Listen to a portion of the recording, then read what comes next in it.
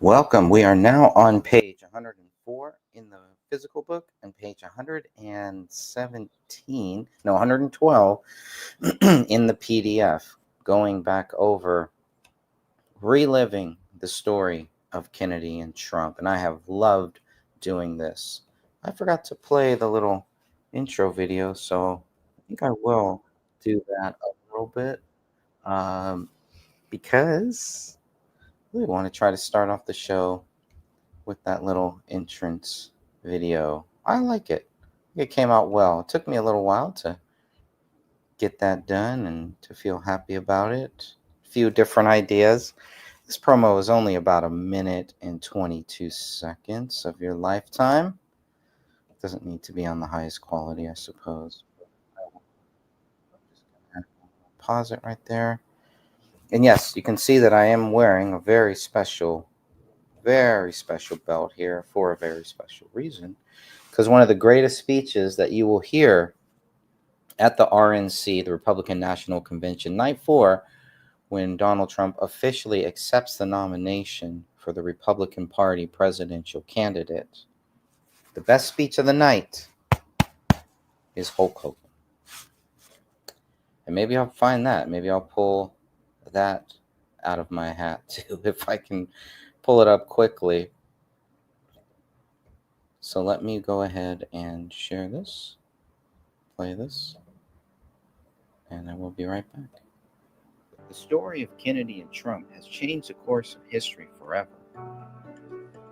August 23rd, 2024 will forever be known as the day we turned the corner and took back our great nation and changed the course of history and brought hope to a free world.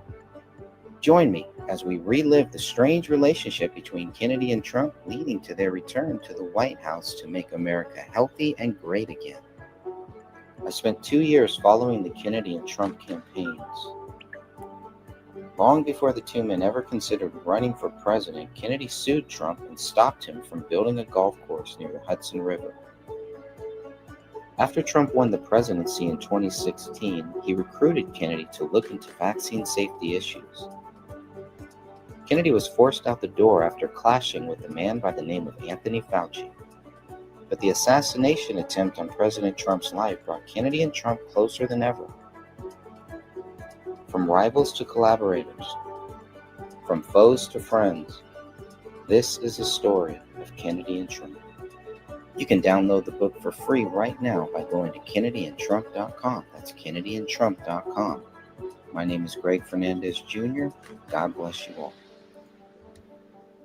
Yes. So it has been a very fun experience writing the book. Lots of ups, lots of downs, as I've talked about many times. But now we're getting into some of the final stages, I guess. I mean, this is the last section. I guess they're not really chapters. They are just sections. But this is the last section of the book. Then there is a conclusion to the book as well, too. But this is really more the heart and soul of the book that was not planned. I mean, the fight. Part 2 was not planned. Part 3 was definitely not planned. It was really just going to be following the election process between Kennedy and Trump, and that was going to be it. That was all that it was ever meant to be, and I was going to be happy with that and say, okay, may the best man win, whoever wins. But I wanted to document it and follow that journey to see where it would take us. And it has taken me to a very positive place, a very positive outlook, a very positive life. And I could not be any happier. And yes, I'm stalling just a little bit because I do want to get to some of Hulk Hogan's speech here, which will definitely be a big part of this. I believe, is it the RNC? Yeah, it sure is. Okay. Right after the Logan Paul nonsense here, but this was my favorite part of the whole night 4 was watching Hulk Hogan get up there on the stage and talk about President Trump. So we'll play a little bit of that probably later. But I'm going to get back into the book now.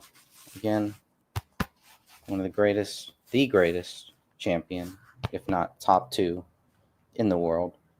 Hulk Hogan gave a phenomenal speech at the RNC convention on night 4. I loved it. I hope you did too. And let's get into the book. Let's do a little reading here while we still can. So we'll go back to that. That was Logan Paul there. Oh, yeah, my camera's glitching out a little bit. So probably even better that we're going to go jump right into the book here. RNC convention, night 4. See if my camera will hold up. Okay, RNC Convention, night 4. On the last night of the Republican National Convention, several key speakers took the stage before Trump officially accepted the party's nomination as their presidential candidate. Among my favorites were Linda McMahon, Tucker Carlson, Eric Trump, and Dana White. Linda McMahon is the chairperson of the America First Policy Institute and former co-owner of the World Wrestling Federation.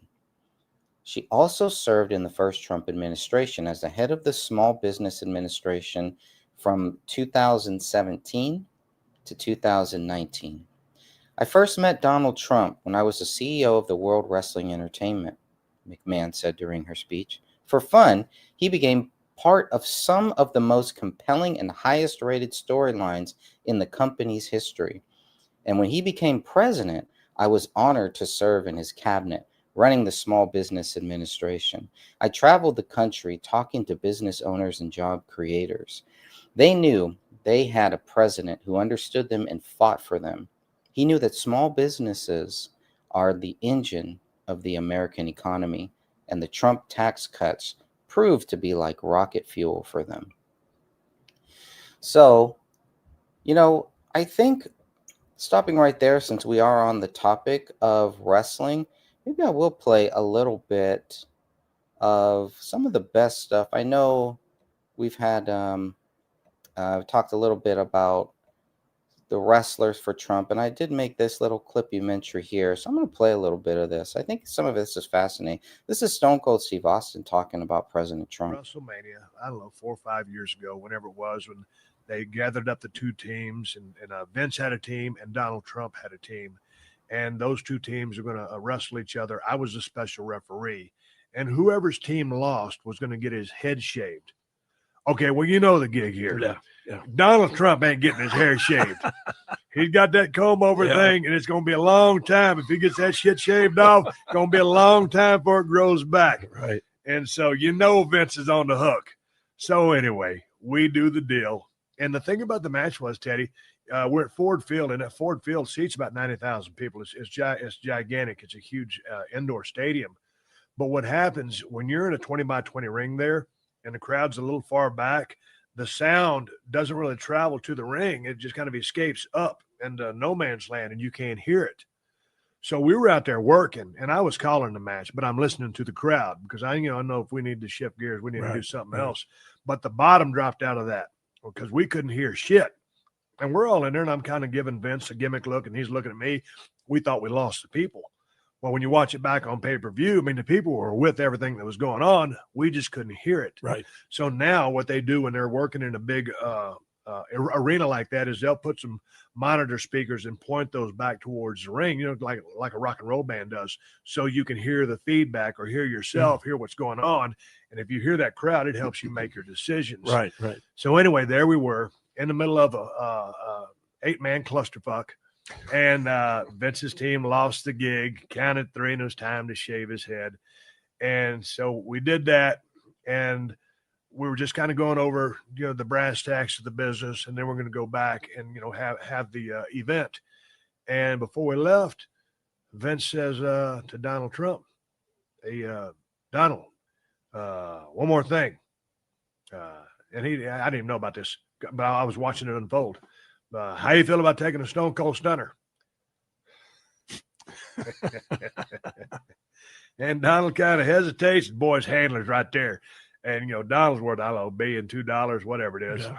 And straight up business guy. And if he has any athletic skill, I know not of it. $1 billion, $2. And his guys tell him, no, there's no reason you need to get any kind of physicality with this stuff. You have nothing to gain, blah, blah, blah, blah, blah. And he looks at Vince. He goes, sure, I'll take it. And I'll be damned. I sat there and I talked with Donald for about 2 minutes, just kind of give him the basic, here's how it goes. I think I might have demonstrated on somebody, not Donald. And the match happened. Comes time for the stunner. Bing, bang, boom. Ring up Donald Trump with the stunner. And it looked like shit. And he took it like shit. But I am a fan of Donald Trump because he didn't have to put himself in harm's way. Yeah. He did it for the show. He did it for me. And he did it for the wrestling fans that were there, 90,000, and I don't know, maybe 1 million or 2 watching. So I always give props to Donald Trump for doing business the way he did at WrestleMania. It was a stand-up thing to do. Donald, I know you don't listen to this crazy-ass show, but I got a lot of respect for you. I'll be back at the Trump Tower because I had a damn good time staying at your damn hotel over there. There you go. The big thing we had the Battle of the Big. So I did a whole video. If you haven't seen it, it's about 2 hours long of just wrestlers talking with and about Donald Trump. So I will put that in the live chat if anybody wants to check that out later on. But getting back to the book. So anyways, I'm a huge wrestling fan, as you could probably tell. So any of the wrestling references, and that's where I first learned of who Donald Trump was during wrestling, WrestleMania 4 and WrestleMania 5. Donald Trump is sitting at Trump Plaza ringside for WrestleMania 4, WrestleMania 5. Probably one of the smallest arenas they've ever done for WrestleMania, by the way. It's got to be the smallest one. It can't be more than 15,000, maybe 20,000 or something. But it's a tiny place. Maybe WrestleMania 9 may have been smaller. But especially coming out of WrestleMania 3, where with WrestleMania 3, you're talking about 93,000 people officially, I guess, right? Maybe closer to 75, maybe 80,000 really. But if you look at the crowd size for WrestleMania 3, and when they pan around the whole stadium, and then you compare that to WrestleMania 4 and 5, you see a pretty big difference. So it's like, wow, we just did the greatest thing here. Hulk Hogan slams Andre the Giant at WrestleMania 3. Then we go to WrestleMania 4, and it's in this small little dinky place. I mean, small compared to where WrestleMania 3 was. Anyways, some of the great memories there. In WrestleMania 4, not too much to be desired, I guess. It does have the rematch between Hulk Hogan and Andre the Giant, but that rematch is not what we all wanted. I guess it's not one of the greatest rematches of all time, part of a tournament. So the Macho Man Randy Savage wins WrestleMania 4, and then Hulk Hogan gets some retribution at WrestleMania 5. So not that anyone cares about that except me, but I definitely love all of the wrestling references. And so any chance I get to share a little wrestling reference, I will. I'm going to go back now to the book. Let's continue reading on. Here we are now to Tucker Carlson. Now kooky, crazy kooky Tucker Carlson is what President Trump recently called him. Tucker Carlson doesn't read from a teleprompter when he gives speeches because he doesn't write them. He just jumps on the stage and says whatever he wants to. It's all from memory, which was shocking to learn when I read the recent book about him titled Tucker. He's that good. His speech at the RNC was short but powerful. Tucker reminded the audience and the millions watching at home that when Trump was shot in the ear, it changed everything. Everything was different after that moment, said Carlson. Carlson reached out to Trump the night of the shooting. Having just been shot in the face, he said not a single word about himself. He said only how amazed he was and how proud he was of the crowd, which didn't run. President Trump turned down the opportunity to inflame the nation after being shot, and instead chose to use the assassination attempt to unite the country. Tucker called Trump's reaction to his near-death experience the most responsible, unifying behavior of a leader. Carlson retold the story of Antifa protesting outside his home before attempting to break down his front door. Tucker was not home during the incident, but his wife was. Thankfully, his children were not. In the book, Tucker Carlson shared details about what happened at his house in Washington, D.C. on November 7, 2018.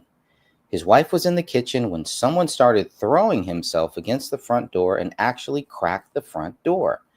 Tucker's wife was forced to hide in their pantry while the crowd continued to terrorize her, chanting insults and threats outside the Carlson home. The next morning, we're lying in bed and the phone rings for my wife, and it's Donald Trump, Tucker said towards the end of his speech. She picks it up. Hello, Susie, it's Donald Trump. And the first thing he says is, I'm going to stand guard outside your house. And she goes, oh, that's so nice. There's a lot of hate out there, Trump told Susie Carlson. Mrs. Carlson agreed. There is, Mr. President. Trump then reminded her, but there's a lot of love. There's a lot of love. Tucker ended his speech talking about God. You'll never hear me say I'm on God's side, or God's with me, or even I'm with God. I want to be. Not sure I am, but I will say this unequivocally and conclusively. God is among us right now, and I think that's enough. God bless you. President Trump has 5 children from 3 wives. Eric Trump is the 3rd eldest child, and he spoke shortly before Dana White introduced President Trump to the stage. Eric Trump began his speech with a reminder that Donald Trump built the New York City skyline. He restored the American dream. He saw the greatest 401k increase in American history. Eric also talked about new homeowners created under the Trump administration. That message struck me hard because I never thought I would be a homeowner. I figured it just wasn't in God's plan. And I was okay with that.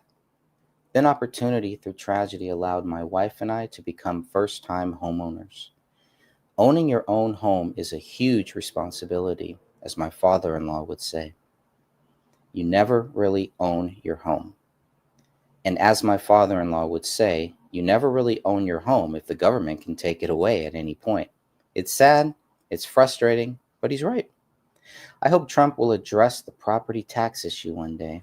For now, I'm just blessed to be able to put a roof over my children's head, and I'm grateful to the Lord Jesus Christ for everything he has done to help me and my family.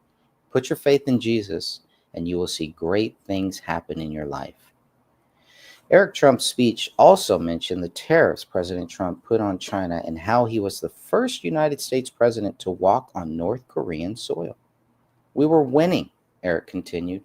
Donald Trump made America great again. The attacks were never ending. It was one after the other from the New World Order. No matter what they did to President Trump, he was not deterred and he never backed down. President Trump battled the New World Order the same way you stand up to a bully. Trump is the rage against the machine. What they do to Trump often reminds me that God is in control and everything that happens is all part of God's plan. There is nothing that happens without God. Our Father is merciful, even in our darkest hours. This world is temporary. All the speakers were great, but it was Hulk Hogan who stole the show. His speech was made for America by a real American, the ultimate superhero. Hogan's speech captivated audiences and news media just like the old days of WWF in the 80s. Hulk was able to blend reality and wrestling, just as he's done for so many years. His speech was so good, President Trump talked about it at several rallies after the convention. The RNC crowd burst into chants of USA as Hulk Hogan stepped to the podium. Hogan began his speech the same way he would during a wrestling promo. Well, let me tell you something, brother. The Hulkster found himself in a room full of real Americans. He stayed in character for the first part of the speech, praising the real Americans and President Trump. When I look out and I see all the real Americans, said Hogan, I think about how Donald Trump, his family, was compromised. When I look out there and I see Donald Trump, I think about how his business was compromised. But what happened last week when they took a shot at my hero, Hogan takes off his jacket. And they tried to kill the next president of the United States. Enough was enough. Hulk ripped off his black tank top and revealed the red Trump and Vance shirt underneath. It was theatrical. It was straight out of a professional wrestling show. And it was exactly what the country needed at that moment. It was the moment when Trumpomania began running wild. Let Trumpomania run wild, brother. Let Trumpomania rule again. Let Trumpomania make America great again. The crowd erupted during the segment, and Hulk Hogan received a standing ovation. For a moment, I thought I was watching one of his WrestleMania matches. Once the crowd settled down, Hogan continued his epic speech. He introduced himself as Terry Bollea, stating he tried his best to stay out of politics. But after everything that's happened to our country over the past 4 years and everything that happened last weekend, I can no longer stay silent. I'm here tonight because I want the world to know that Donald Trump is a real American hero, and I'm proud to support my hero as the next president of this United States. It's a well-known fact that Hogan has known Trump for over 35 years. Donald Trump was front row ringside at Trump Plaza when Hulk Hogan defeated the Macho Man Randy Savage to regain the WWF World Heavyweight Championship at WrestleMania 5. I was bleeding like a pig, Hogan recalled. I won the world title right in front of Donald J. Trump. And you know something? He's going to win in November, and we're all going to be champions again when he wins. Considering everything that we know about Hulk Hogan and what has happened, and still waiting to learn more about what really happened with Hogan, it's very heartbreaking, but I'm so glad that Hulk Hogan got that last moment there. He deserves it. It's well deserved. And so in that vein, I am going to play a little bit of that speech here, where Hulkamania runs wild. Once again, this time in Milwaukee at the RNC National Convention, right before President Trump accepts the nomination of the Republican Party.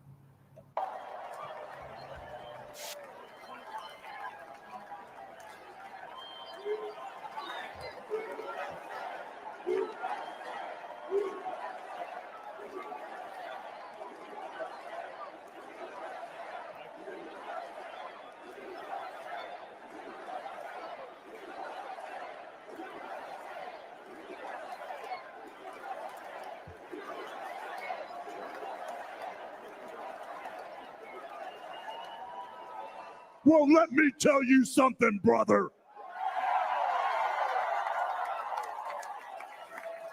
You know something? When I came here tonight, there was so much energy in this room. I felt maybe I was in Madison Square Garden getting ready to win another world title. Or maybe I thought the vibe was so intense, the energy was so crazy, it felt like maybe I was going to press that no good stinky giant over my head and slam him through the mat, brother.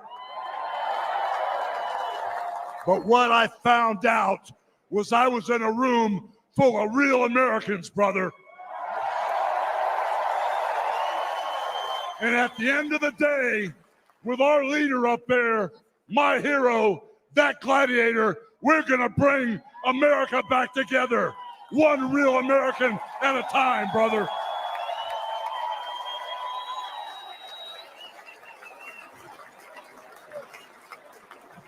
You know something? I've seen some great tag teams in my time. Hulk Hogan and, ooh, yeah, the Macho Man Randy Savage. But you know something? I see the greatest tag team of my life standing upon us, getting ready to straighten this country out for all the real Americans.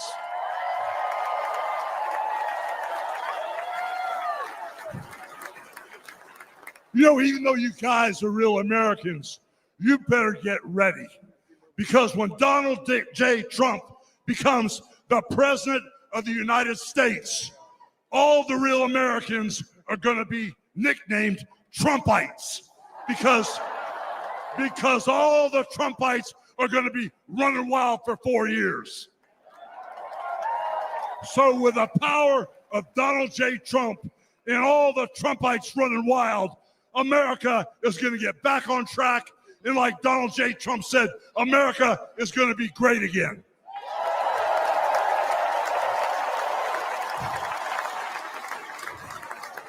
You know, when I look out and I see all the real Americans, I think about how Donald Trump, his family was compromised. When I look out there and I see Donald Trump, I think about how his business was compromised. But what happened last week when they took a shot at my hero and they tried to kill the next president of the United States? Enough was enough. And I said, let Trumpomania run wild, brother. Let Trumpomania rule again. Let Trumpomania make America great again.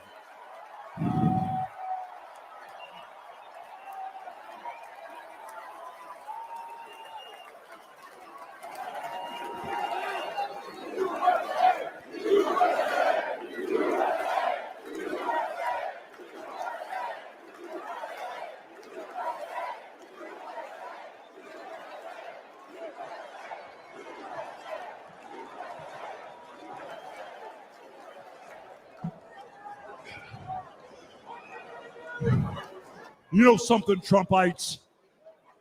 I didn't come here as Hulk Hogan, but I just had to give you a little taste. You know, my name is Terry Bollea. And as an entertainer, I love you too. And as an entertainer, I tried to stay out of politics. But after everything that's happened to our country over the past 4 years, and everything that happened last weekend, I can no longer stay silent.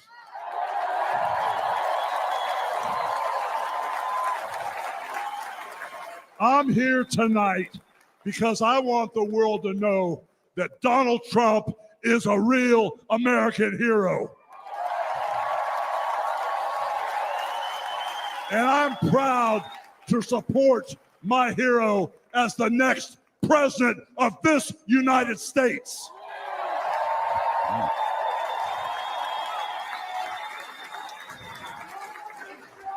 You know, guys, I've known Donald Trump for over 35 years. You know, hold on a second, hold on. I just had a flashback. Man. This is really tripping. You know, the last time I was up on stage, Donald Trump was sitting at ringside at the Trump Plaza. I was bleeding like a pig, and I won the world title right in front of Donald J. Trump. And you know something? He's going to win in November, and we're all going to be champions again when he wins.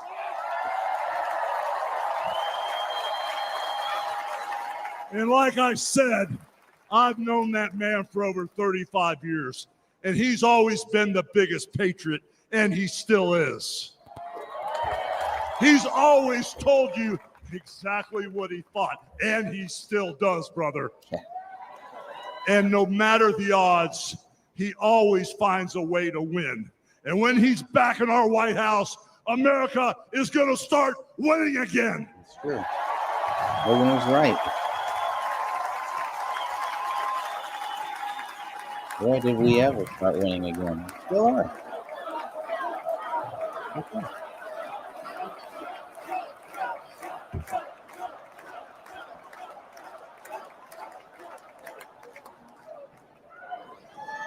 You know, guys, over my career, I've been in the ring with some of the biggest, some of the baddest dudes on the planet.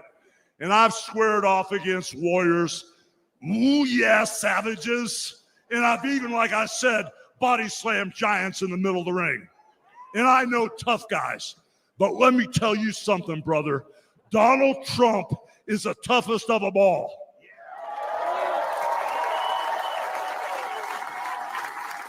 They've thrown everything at Donald Trump. All the investigations, the impeachments, the court cases, and he's still standing and kicking their butts.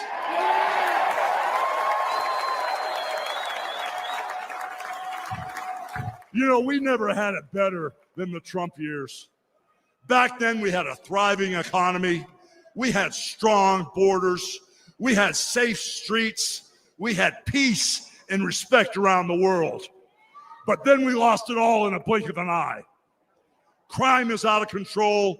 The border is out of control. The price of food and gas and housing is out of control. And the only person who can clean this up is Donald Trump.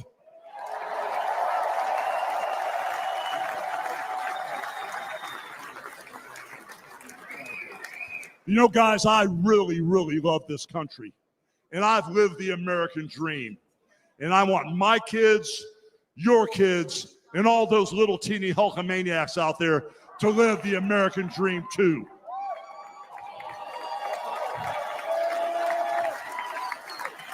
This November, guys, we can save the American dream for everyone.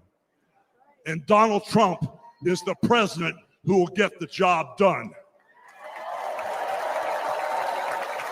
So all you criminals, all you lowlifes, all you scumbags, all you drug dealers, and all you crooked politicians need to answer one question, brother.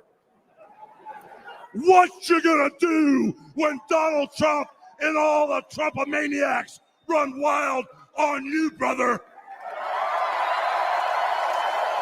God bless you, and thank you.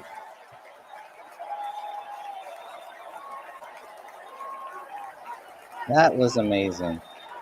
A little kiss there from Trump. Oh, man. Great times. What a great time there. That was awesome.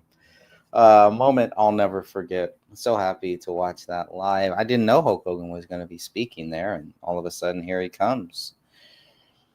I wish Ric Flair would speak more, because Ric Flair is a Republican. I know he's a Republican. He doesn't talk about politics, and like we saw, Hulk Hogan didn't really want to talk about it either. But finally, Hulk Hogan said enough is enough. I do hope one day maybe Ric Flair will kind of profess his love for Hulk Hogan. We already know he loves Hulk Hogan, for President Donald J. Trump, but I get it. I get, if he doesn't want to do it, that's cool. But you look at some of the wrestlers that have come out, like The Undertaker, Logan Paul, Bret Hart, Stone Cold Steve Austin, Kane, Glenn Jacobs, Kane, Triple H, Stephanie McMahon. It's a pretty good list of supporters that President Trump has there. All right, let's continue reading on just for a little bit more. We are now at the bottom of page 108, or kind of at the top of page 108, and page 116 in the PDF. It was the first time in a long time that Trump's wife was present at an event with her husband, Donald J. Trump. After she was seated, CEO and president of the UFC, Dana White, had the pleasure of speaking right before Trump. The mainstream media likes to push the narrative that he doesn't care about anyone but himself, White said about Trump. I absolutely know that's not the truth, because I've been friends with this guy for 25 years. I know President Trump is a fighter. I've been saying this since 2015. Now look at what's happened over the last 10 years. We have all seen it with our own eyes. I'm in the tough guy business, and this man is the toughest, most resilient human being that I've ever met in my life. The higher the stakes, the harder he fights, and this guy never gives up. It was a sobering moment when Trump walked out to accept the presidential nomination for the Republican Party. It was the only time I've ever seen Trump look like he was going to cry. I wanted to cry, but not because I was sad. Our country had been beaten down for so long. It was time for all of us to cry out for freedom, to say enough is enough, to remind the world who we are as a nation. We will always fight, fight, fight. We are beaten down but not broken. The New World Order has not won yet. They never will, because we know who controls this world, not the devil. The world was created and controlled by our Creator, and we know the battle has already been won by our Lord, Jesus Christ. As President Trump took in the moment, Lee Greenwald proudly sang a live version of God Bless the USA. It was a moment I will never forget. Yes, I'm proud to be an American. You should be too, as long as you're a legal citizen or if you want to be one someday. President Trump's acceptance speech lasted almost 2 hours. The bandage on his ear was noticeably smaller than it was on the first day of the convention. This was another special moment for President Trump and for America. The world was watching. Trump supporters, never Trumpers, and those indifferent to the real commander-in-chief all waited to see what Trump would say, how he would deliver this historic speech, and if he had lost a little vigor after the assassination attempt. Would Trump deliver his speech as a uniter or a divider? I stand before you this evening with the message of confidence, strength, and hope, said Trump. 4 months from now, we will have an incredible victory, and we will begin the 4 greatest years in the history of our country. Together, we will launch a new era of safety, prosperity, and freedom for citizens of every race, religion, color, and creed. The discord and division in our society must be healed. We must heal it quickly. Trump promised to be the president for all Americans, regardless of their political affiliations. And that is where I will stop this one here today. This was a fun time. It was a great night. Yeah, that's about it. God bless you all. Remember, Jesus Christ loves you, and so do I.